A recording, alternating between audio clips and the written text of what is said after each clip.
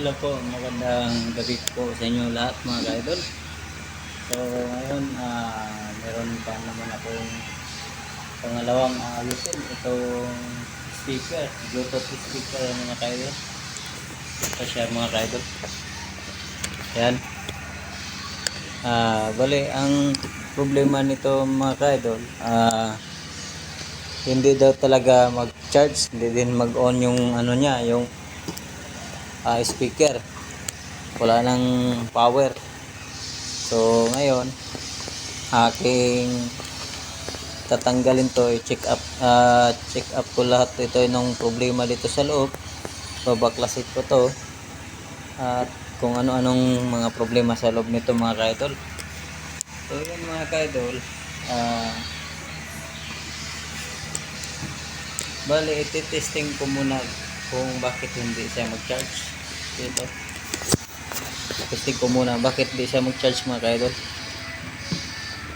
Dapat ito mag-charge dito, mag-ilaw yan siya dyan, mag-ilaw yan siya dito banda mga ka-idol. Yan ka-idol.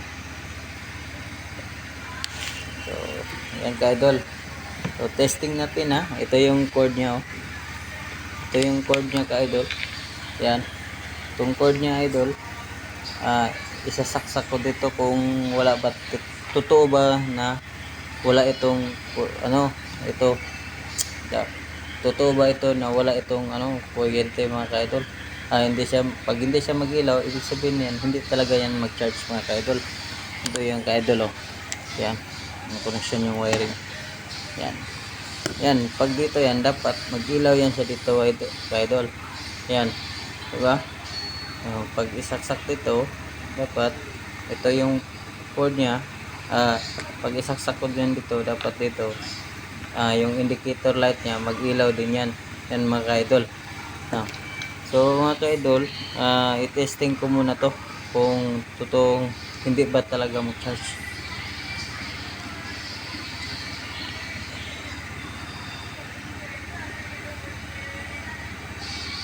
Ayan mga ka-idol, medyo maluwag-luwag siya mga ka-idol.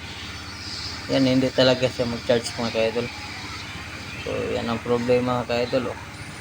Hindi talaga mag-charge. Ayan ka-idol,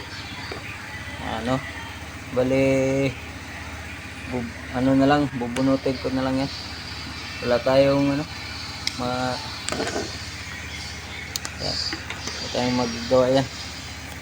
Yan ang na lang natin, tanggalin na lang natin yan. Klasin natin to mga ka-idol, ibuksan ko kung anong problema dyan sa loob. Ayan, sayang niya, speaker yan. Tagal-tagal na daw yan nakatambay mga ka-idol. Malakas pa sana daw to, mas malakas pa sa Marites magsigaw.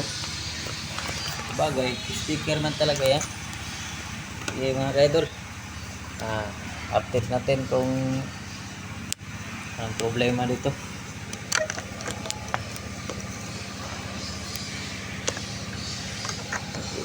Ang problema sa akin, walang tagahawak. Sige lang, patuloy lang. Hirap na lang tagahawak ito. Yan. Yan mga ka-idol, klarong-klaro na yan.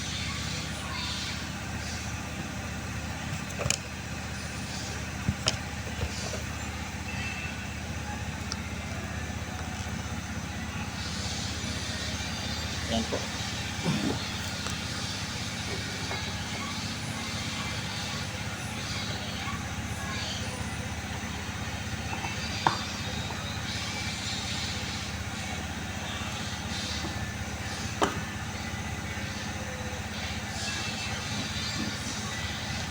Ito siya idol. Ito yung papuntang battery ito. Itong battery, pero hindi yan makita dito yung battery. Yung battery niya nandito pa yan sa loob. Ito yung wire niya papuntang battery.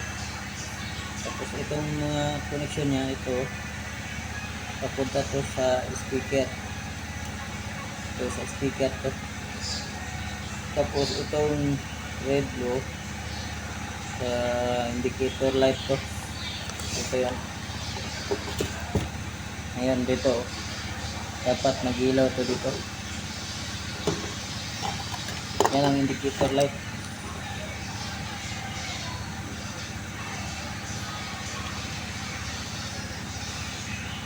Check ko muna to mga kaidol kung anong problema dito. Tapos itong connection niya, ito yung red, blue, white. Dito yan sa ano yan mga kaidol, dito yan sa keyboard. Ito yung keyboard niya, yung pindutan niya ng ano, yung ilaw, module, volume negative, push and play, volume positive, select bus. Ganun siya. Ito para dito yan.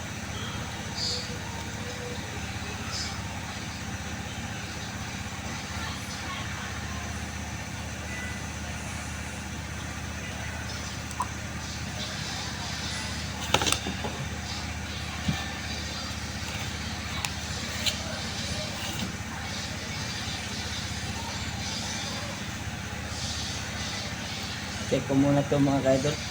Itong i-check ko muna to. Ito yung charger port niya. Bali maluwag-luwag siya konti kaya hindi. Minsan mag-charge siguro to, minsan hindi. Pero kanina inaalog-alog ko kanina, hindi talaga siya mag-charge. Kaya palagay ko dito nakahang yung ano dito, yung paa ng charger port dito. Kaya kailangan ko hinangin ko isa-isa dito para mahigpitan or ano ba, para ma-resolve ulit. Kasi yan ang minsan sa kadalasan na masira yung charger talaga dito, yung charger port.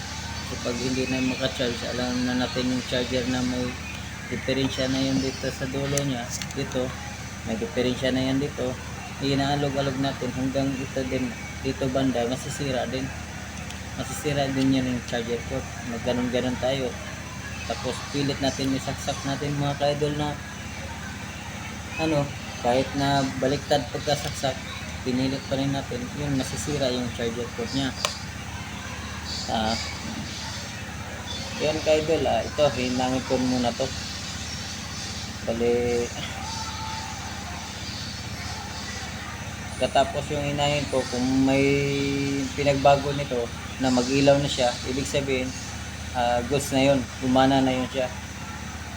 Tapos mga kaidol, habang nagpapainit muna tayo ng soldering iron, kasi yung malamig naman to, malamig to mga kaidol, hindi pa uminit.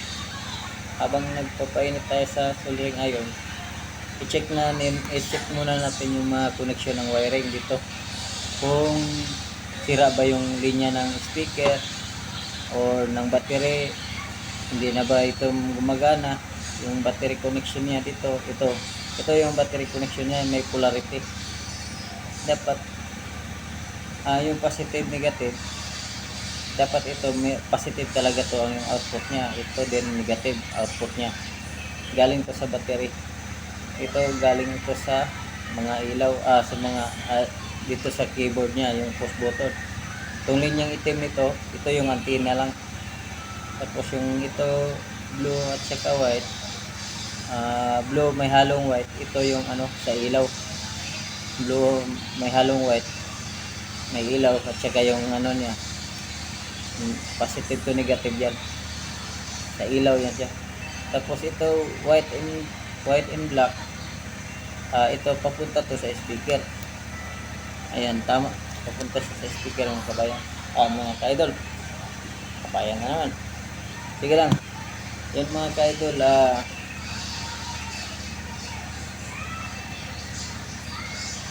I-resolve ko na ito kung ano, problema lang nito yung ano dito, yung kuryente dito mga kaidol, sobrang hina ba, mahirapan yung soldering iron to minute, tagal-tagal uminit to.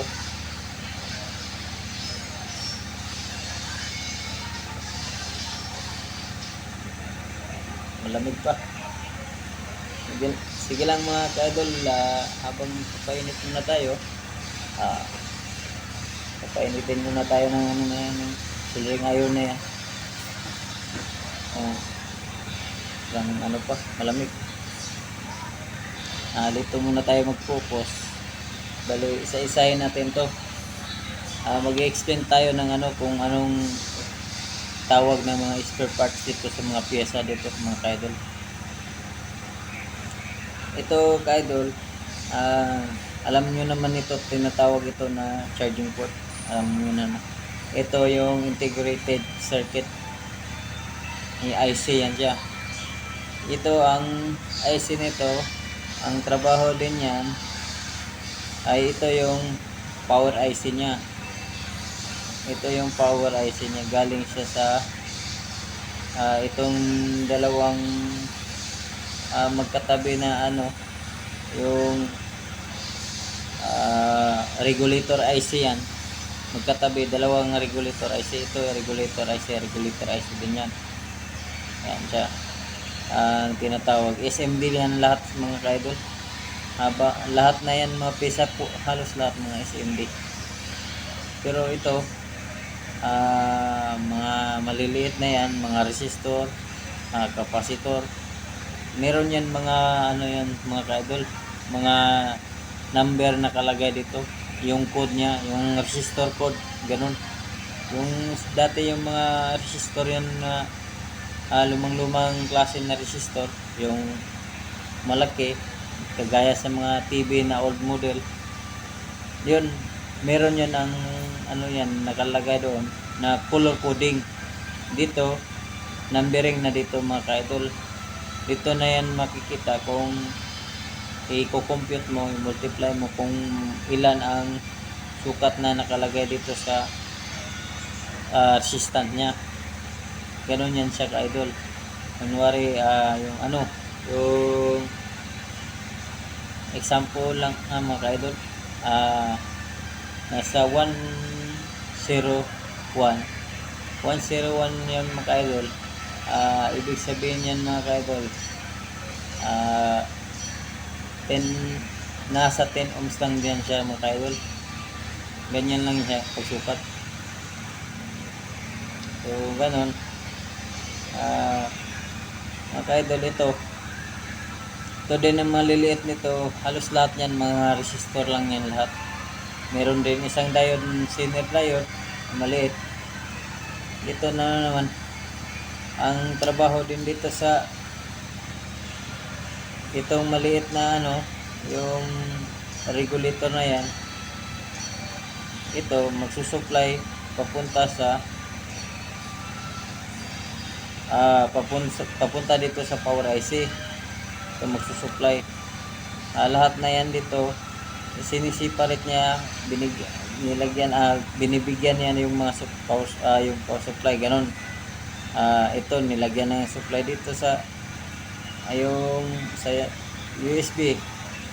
May supply 5 volts, dapat may 5 volts yan papunta sa USB. Tapos isa-isa natin yan, mahaba pa talaga tayo mag-explain that. Pero kung gusto nyo na matrace yan lahat, yung mga sanay lang talaga mag-trace dito kung paano ito isukat yung ilan ng voltahe lalabas dito. Yan din kung ilan ng voltahe dito, kung wari nasa 5 volts yung voltahe dito lalabas, dito din sa USB 5 volts din yan nakalagay. Ganon din yan. Pati dito sa mga memory card, meron din ito 5 volts to 3.3 volts lang din. Ganyan din yan pagsukat. So mga ka-idol, ito din banda sa likuran, itong may bilog-bilog dito, mayroong itim at saka white. Itim at saka white. Ito, tinatawag ito na capacitor. Ito din capacitor rin ito mga ka-idol. Yan din ang tinatawag na ano, yung filter. Filter capacitor din yan. Yung filter power, ano niya, current niya. Itong walang ano, walang guhit na itim dito, halos puti lang lahat. Ito ang tinatawag na capacitor non-polar. Ito meron siyang itim, itim at saka puti, tinatawag ito capacitor polarity. Meron siya polarity itong capacitor, itong dalawa. Itong isa, walang polarity yan. Kahit magkabaliktaran, walang problema. Ganon yun siya mga ka-idol.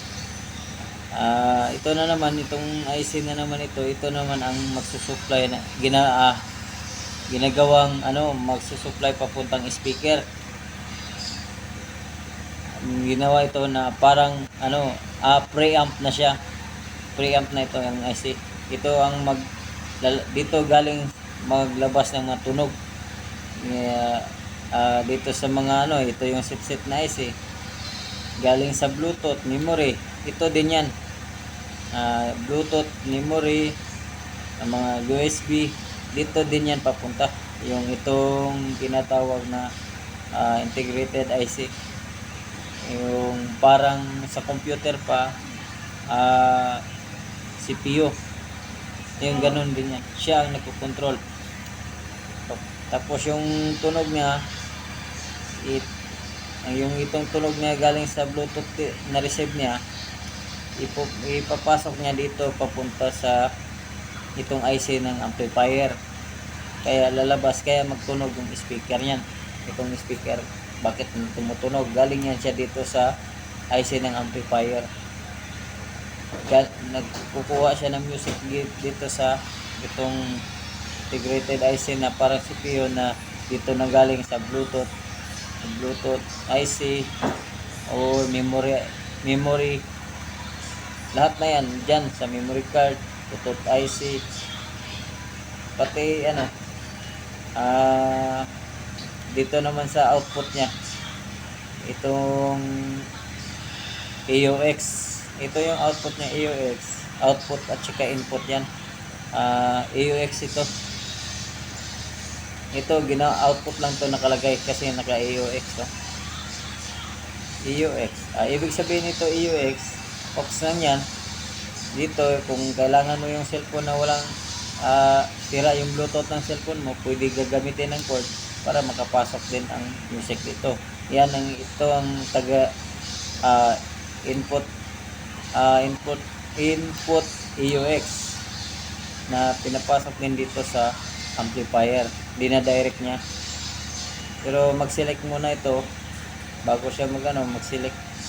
Siniselect, meron din na to naka-program na mag-select dito yung AUX. Kagaya yung mode. Pag magpindot ka sa mode, meron din yan nakalagay na Bluetooth mode, FM mode, AUX mode. Ganun din yan.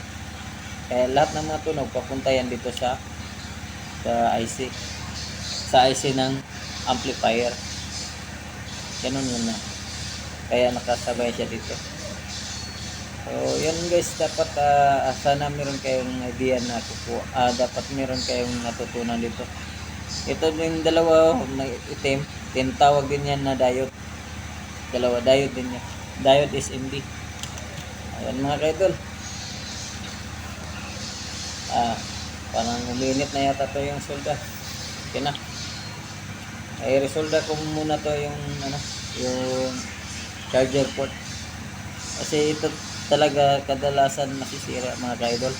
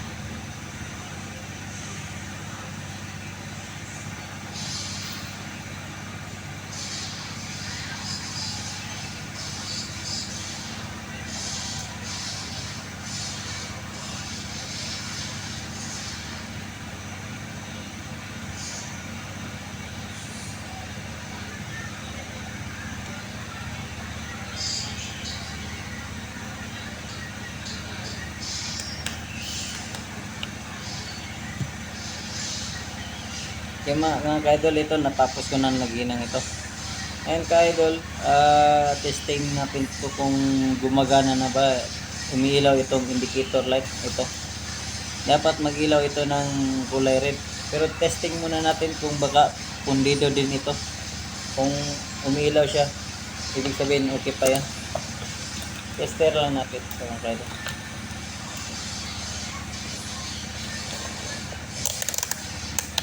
Nasa extend tayo. Yun, extend. Pero gawin natin X1 mga ka-idol. Yan, X1. Para malakas siya mag-ilaw dito.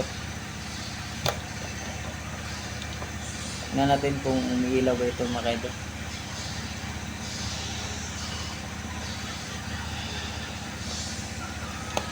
Ito rin natin. Kasi yung LED nito, meron din ito polarity mga ka-idol.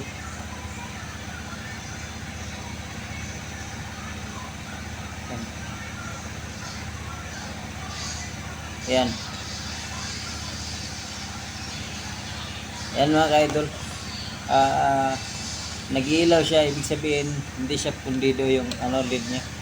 Dapat, pag saksak ko din ito ng charger, yung charger cord niya, dito sa charger port niya, umiilaw din yan. Teka, bunutin ko muna yung soldering iron mga ka-idol.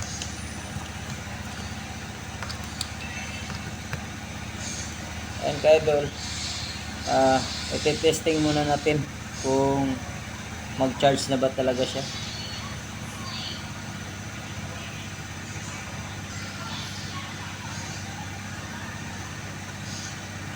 Ayan.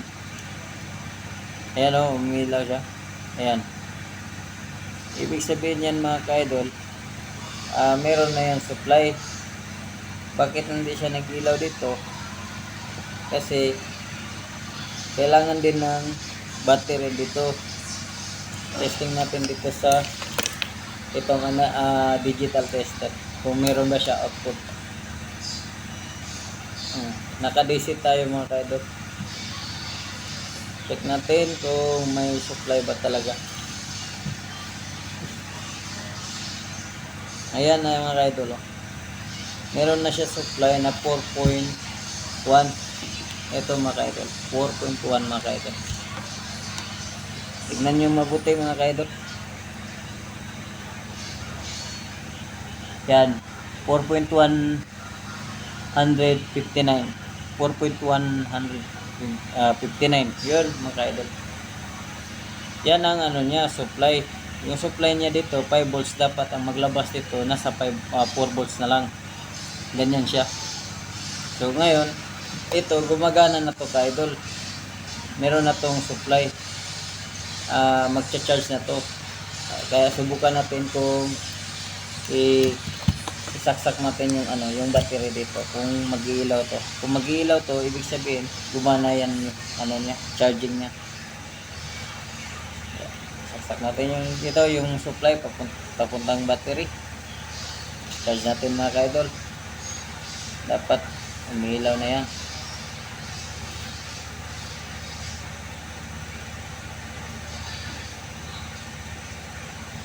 Ayan. Ayan mga ka-idol, nag-ilaw na siya. Ibig sabihin, ang problema lang dito, ito lang yung charging port differential niya. Kaya nga ginaganon-ganon ito sa may-ari siguro. Akala niya na sira na talaga yung niya, charger niya. Kaya nasira din ito yung niya. Nasira din itong charger port niya. Kaya hinihinan ko lang yung mga paa ng charging port nito para magkadikit ulit sa board niyan. Ayan, kahit na yun yan gumagana na yan. Kasi meron din ganito na kasama sa speaker pagbili, may kasama na din na charger cord. Piki din yan. Madali din yan madali din yan maputol sa ilalim. Kaya kahit anong charge mo, ganon mo yung wiring hanggang mag-charge siya, hayaan mo yan. Pagkabalik mo mga ilang minuto, namatay na naman kasi wala na naman yung connection niya, halos contact na naman kaya hanggang masira na yan yung charger port niya. Ginagalaw-galaw mo, ganon Yan, okay lang kung original, wala problema kung ginaganon-ganon mo. Ganyan yan siya mga ka-idol. O, yun, mag-ilaw siya dito. Yan. Yan ang indicator light ng charger. Ayan mga ka-idol. So, ngayon, tignan natin yung battery ito kung ilan ang sukat ng voltahe dito mga ka-idol. Tignan natin kung mayroon, gumagana pa ba itong battery. So mga ka-idol, nasa DC voltage pa rin tayo. No? Sukat natin mga ka-idol kung meron ba talaga supply sa battery. Kung ilan na din ang voltahe niya. Ayan mga ka-idol, nasa 2.1, 2.700 ato 2.165 yan ang voltahe niya. Ibig sabihin yan 2 volts pa rin yan. Hindi kailangan talaga makaabot siya ng 3 volts pataas hanggang magiging 4 volts, 3.7 kasi yung itong battery sa loob nito, naka-install ito sa loob nito ng speaker, nasa 3.7 lang. Kaya kailangan i-charge pa natin to ng maayos para charge natin ito ng maayos mga ka-idol, para ma-full charge to at mapakinggan natin kung okay na ba talaga.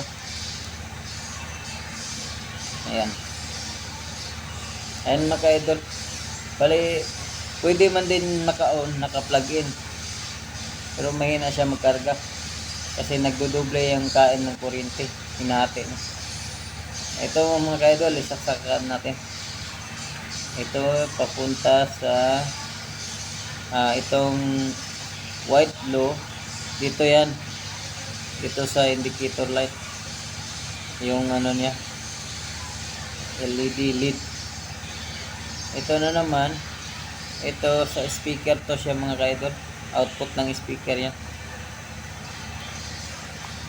Yan. At tapos ito mga ka-idol, ito yung mga sa post button niya, yung sa keyboard, ito yan banda.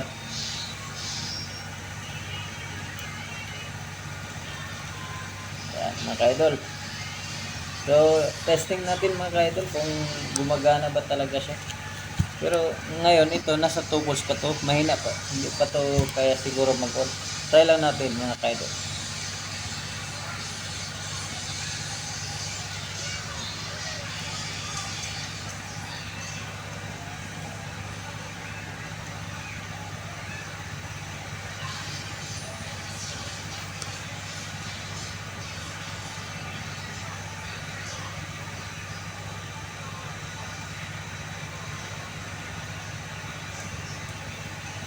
Yan.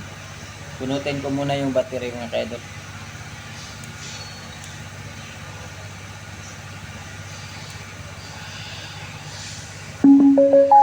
Yan.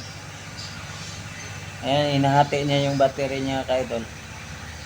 Gumagana na yung lead niya. Tama na yan. Bale, mag-on tayo. Anong music?